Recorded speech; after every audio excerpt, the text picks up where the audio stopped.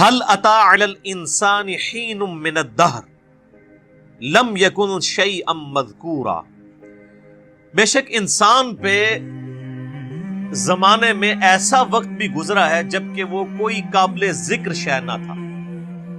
ایک تو اس کا عمومی مطلب بیان کیا جاتا ہے کہ انسان جو ہے وہ ایک بے قدر پانی سے پیدا ہوا، اس کی کوئی یعنی حیثیت نہیں ہے، حتیٰ کہ اس پانی کا نام لیتے ہوئے بھی لوگ کراہت محسوس کرتے ہیں.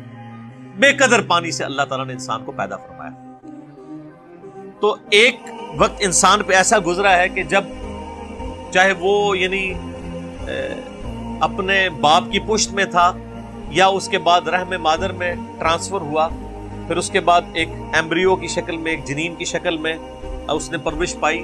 وہ ایک حقیر چیز تھی، نہ تو اس کے اعضاء نمایاں تھے، نہ اس کے اندر وہ ساری کوالٹیز تھیں جو اللہ تبارک و تعالیٰ نے بعد میں اسے عطا فرمائی. آپ دیکھیں دنیا میں بڑے سے بڑا انسان بھی ہونا، اس کی اصل یہی ہے کہ اس کی پیدائش اس بے قدر پانی سے ہوئی ہے. چاہے کوئی پیغمبر ہے، چاہے کوئی بڑے سے بڑا فلاسفر ہے، چاہے کوئی بہت بڑا جو ہے وہ بادشاہ ہے، چاہے کوئی بہت بڑا سپہ سالار ہے، بہت کوئی بڑا جنگجو ہے، سب کی سب کی اصل جو ہے وہ بے قدر پانی ہے. اور اللہ تعالیٰ اس پانی میں سے دیکھے کیا کیا چیزیں نکال رہا ہے. یہ اللہ کی قدرت ہے. تو زمانے میں ایک وقت انسان پہ ایسا بھی گزرا ہے جب اس کی کوئی قابل ذکر حیثیت نہیں تھی. پھر اس کے بعد اللہ تعالیٰ نے اسے جو ہے وہ آزاد دیے اور ایک مکمل انسان بنا کر جو ہے روئے ارض پہ نکالا. اور پھر جب وہ نکلا بھی اس وقت بھی وہ محتاج تھا اپنے ماں باپ کا. سب سے زیادہ محتاج انسان کا بچہ ہوتا ہے. بلی کے چھوٹے سے بچے کو بھی آپ ٹیبل پہ رکھ دینا تو نیچے نہیں گرے گا، اپنے آپ کو روکنے کی کوشش کرے گا. لیکن انسان کا بچہ تھوڑا بڑا بھی ہو جاتا ہے، اس کی حفاظت کرنی پڑتی ہے. اسی لیے ماں باپ کے ساتھ اس نے سلوک کا ذکر جو ہے وہ انسانوں کے لیے ہے.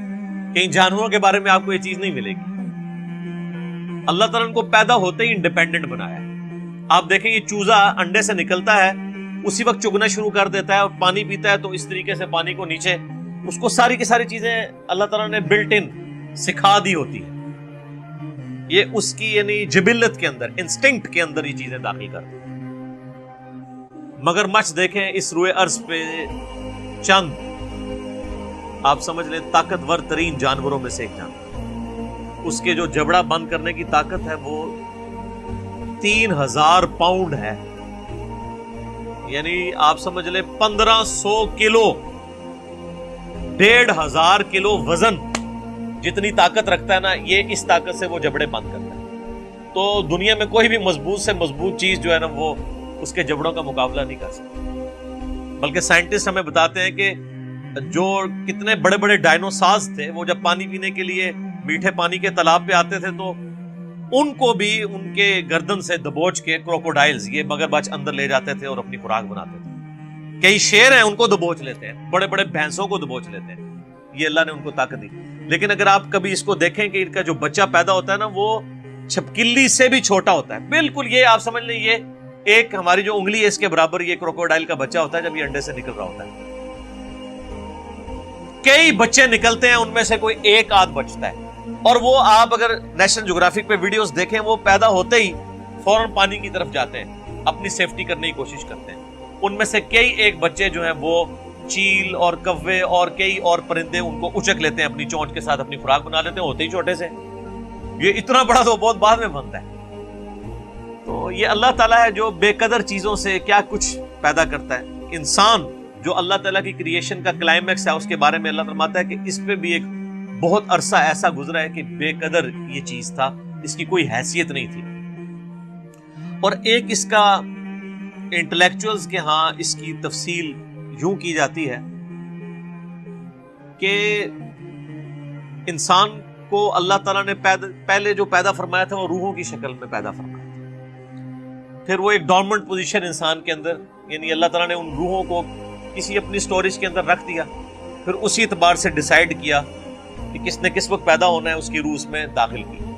تو وہ جو ایک بہت بڑا عرصہ تھا جس میں انسان روحانی طور پہ ایگزسٹ کرتا تھا لیکن اس کے پاس جسم نہیں تھا، وہ بھی ایک ایسا پیریڈ ہے جو کہ ہم عموماً ذکر نہیں کرتے، نہ ہمیں اس طریقے سے وہ یاد ہے. اللہ تعالیٰ نے ہماری روحوں سے عہد لیا تھا الستو بربکم، سب روحوں نے کہا تھا قالوا بلا، لیکن ہمیں وہ چیز یاد نہیں ہے، لیکن ہم پہ وہ پیریڈ گزرا ہے۔ تو وہ بھی ایک ایسا پیریڈ تھا کہ جب انسان کو اپنی حیثیت کا اندازہ نہیں تھا، تا وقت کہ انسان کو اللہ تعالیٰ نے جسم عطا فرمایا۔ اس کو سپورٹیو وہ حدیث بھی ہے جو جامعہ ترمذی میں صحیح سند کے ساتھ موجود ہے، مسند احمد میں بھی صحیح سند کے ساتھ ہے، دلائل النبوہ امام بیہقی کی کتاب میں بھی صحیح سند کے ساتھ ہے، مشکات المصابیح میں بھی تیسری جلد میں آپ کو اللہ کے محبوب صلی اللہ علیہ وآلہ وسلم کے فضائل کے چیپٹر میں مل جائے گی کہ صحابہ کرام نے پوچھا اے اللہ کے نبی صلی اللہ علیہ وآلہ وسلم آپ پہ نبوت کب واجب ہوئی، کب آپ نبی بنائے گئے؟ تو آپ نے فرمایا کہ میں اس وقت بھی اللہ کے ہاں خاتم النبیین لکھا ہوا تھا جبکہ ابھی آدم علیہ السلام روح اور جسم کے درمیان تھے، ایک روایت میں آتا ہے مٹی اور پانی کے درمیان تھے، میں اللہ کے ہاں اس وقت بھی خاتم النبیین لکھا ہوا تھا، یعنی اللہ کے ڈیوائن علم میں۔ اللہ کے پاس تو روحیں موجود ہے نا، اللہ نے پہلے ہی ڈیسائیڈ کر لیا بھائی اس روح نے محمد رسول اللہ بننا ہے، اس روح نے فرعون بننا ہے، اس نے موسیٰ بننا ہے، اس نے ابو جہل بننا ہے۔ اللہ کو تو پتہ ہے اپنے ڈیوائن علم کی وجہ سے۔ تو وہ ایک جو پیریڈ ہے وہ ہمیں یاد نہیں ہے، اس وقت ہم کوئی قابل ذکر شے نہیں تھے، جب تک کہ دیکھیں جب تک فرعون دنیا میں آیا نہیں ہے اس وقت تک اس کی فرعونیت سے لوگ انٹروڈیوس تو نہیں ہوئے، اللہ کے ہاں تو وہ روح کی شکل میں موجود تھا۔ تو وہ والا بھی ایک پیریڈ ہو سکتا ہے۔ دو معنی ہو گئے، اور ایک تیسرا معنی ہے جو لوگ ایوولوشن کے قائل ہیں، ارتقاء کے۔ ایک ارتقاء وہ ہے جو ڈارونزم والا ہے کہ انسان جو ہے وہ جانوروں کی اولاد ہے یا چمپینزی کی اولاد ہے، یہ تو ٹوٹلی ایک حرام عقیدہ ہے، کفری عقیدہ ہے۔ مسلمانوں کے ہاں بھی ارتقاء اس حوالے سے پایا جاتا ہے، میرا اس کے اوپر یوٹیوب پہ کلپ بھی ہے، بخاری اور مسلم کی متفق علیہ حدیث ہے کہ نبی علیہ السلام نے فرمایا کہ جب آدم علیہ السلام کو اللہ تعالیٰ نے پیدا فرمایا تو ان کا قد جو ہے وہ 60 ہاتھ تھا، پھر آہستہ آہستہ قد کم ہوتے چلے گئے۔ تو اتنی ایوولوشن تو نبی علیہ السلام بھی بیان فرما رہے ہیں کہ تبدیلی انسانوں کے اندر آئی ہے۔ اب جو لوگ قرآن پاک سے اس ایوولوشن کو، جو ڈارون کی ایوولوشن نہیں ہے بلکہ جو کتاب و سنت میں فٹ ان بیٹھتی ہے، جس طرح کہ سورہ آل عمران میں بھی آتا ہے کہ ہم نے حضرت آدم علیہ السلام کو چن لیا، اور اسی طریقے سے سیدنا عمران کے بارے میں آتا ہے ان کی اولاد کو ان کو چن لیا، یعنی نبوت کے لیے۔ تو وہ کہتے ہیں آدم علیہ السلام کو بھی اللہ نے چنا ہے۔ تو چناؤ اسی وقت ہوتا ہے جب ایک سے زیادہ آدم ایگزسٹ کرتے ہوں، ان میں سے کسی ایک کو چن کے اللہ تعالیٰ نے ہمارا جد امجد بنا دیا اور اس کو ایسا سلیکٹ کیا کہ اس سے آگے نسل چلائی۔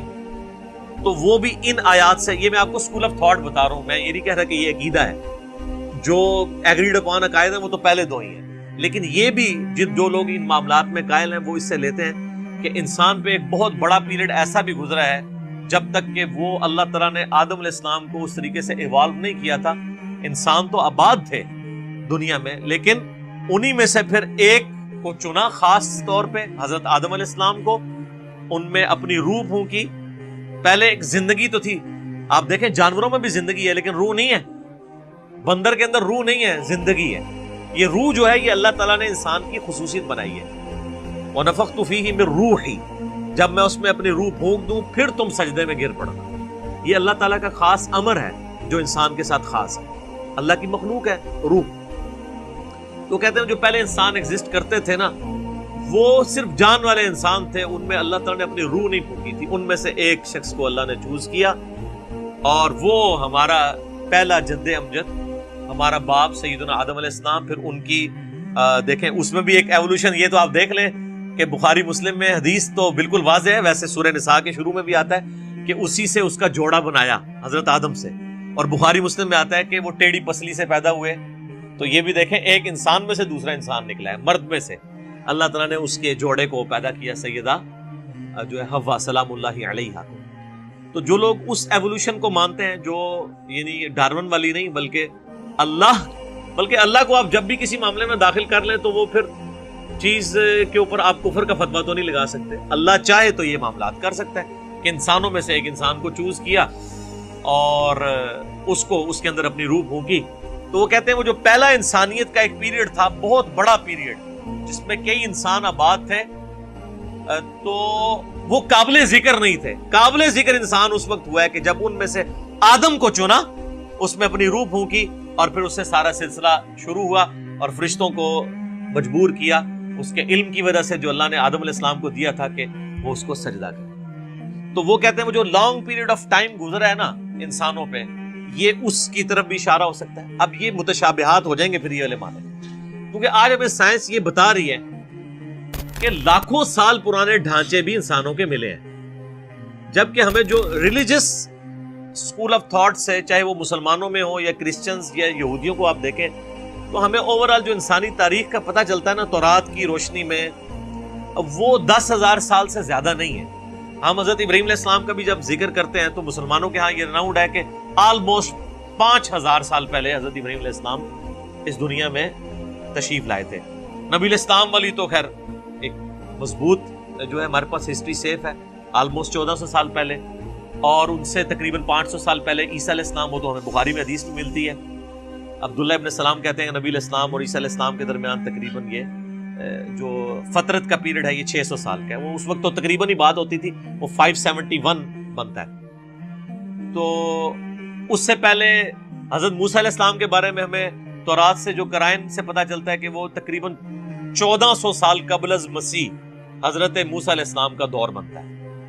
تو اس طرح نون جو ہمارے پاس تاریخ ہے اس میں تو 10,000 سال سے پرانی تاریخ نہیں ملتی, اور یہ اکثر لوگ اعتراض بھی اس حوالے سے کر رہے ہوتے ہیں ریلیجن کے اوپر کہ بھی ریلیجن تو بتاتا ہے کہ جی انسان کی اس روئے ارض پہ جو زندگی ہے وہ 10,000 سال سے زیادہ پرانی نہیں ہے, جبکہ آج ہمیں جو ہے وہ کاربن ڈیٹنگ کے ذریعے ہم پرانے ڈھانچوں کی ڈیٹس بھی نکال سکتے ہیں کہ یہ کتنی پرانی تھی. تو وہ تو لاکھوں سال پرانے انسانی ڈھانچے بھی اس روئے ارض میں فاسلز کی فارم میں ملے ہیں. تو پھر وہ کون سے انسان تھے؟ تو پھر وہ لوگ جو اس آیت سے دلیل پکڑتے ہیں ایوولوشن کی, اور وہ یہ کہتے ہیں کہ وہ جو انسان آباد تھے وہ قابل ذکر انسان نہیں تھے جب تک کہ ان میں سے حضرت آدم کو نہیں چن لیا گیا. اور حضرت آدم کے چننے کا ذکر بھی سورہ آل عمران میں کہ ہم نے آدم کو چن لیا. تو وہ جو دوسرے لوگ ہیں وہ کہتے ہیں چنا کس میں سے؟ چنا اسی وقت جاتا ہے جب ایک سے زیادہ آدم موجود ہے. یہ میں آپ کو, اور یہ وہ یعنی پوائنٹ آف ویو ہے جو ڈاکٹر سراج صاحب رحمہ اللہ تعالی بھی اس کے قائل تھے. تو یہ رائے سے کوئی اختلاف رائے رکھ سکتا ہے, یہ کوئی پیٹ نہیں ہے, لیکن چونکہ ان آیات سے لوگ سہارا لیتے ہیں اس لیے میں نے اس چیز کو یہاں پہ ایڈریس کرنا ضروری سمجھا.